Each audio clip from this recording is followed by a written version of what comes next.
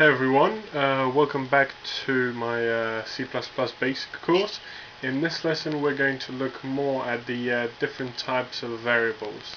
So far we've only dealt with the integer, which can store whole numbers. So far we can do something like int x, and then x equals 5, and then now we would see out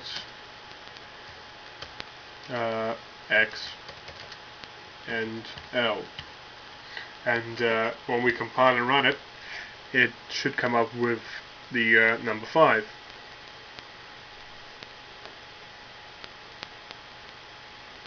There we go, the number 5. But in life, not everything can be expressed with a whole number. So today I'm going to show you a couple of different variables. So for example, let's start off with one called float.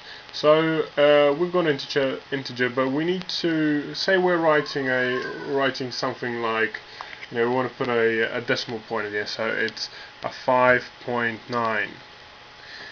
So x equals 5.9. So we compile and run it, and the output will be the output is 5, because it rounds everything down, because it doesn't the integer variable type does not support decimal points. It only supports whole numbers. So this is where we introduce a new variable type called float. So you declare them in exactly the same way as you would declare any other variable, say an integer. So float equals x. So now we compile and run it, and hopefully we should get a 5.9. There we go, 5.9 for a float. So that's a float.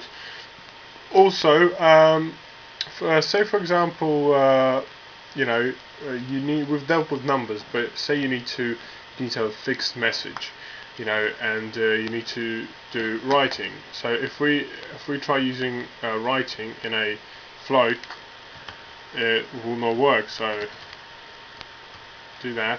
So we compile and run it, and it will come up with an error message, because it does not support the this type of variable. There you go, float constant doesn't support. So this is where we introduce something called string. String is a variable type which allows you to input a sequence of characters creating a word or a sentence. So string x, and now if we do, let's put something like, hello, this is a string. So do that and compile and run it, and hopefully we should get something like, here we go, hello, this is a string. So that's the string variable type.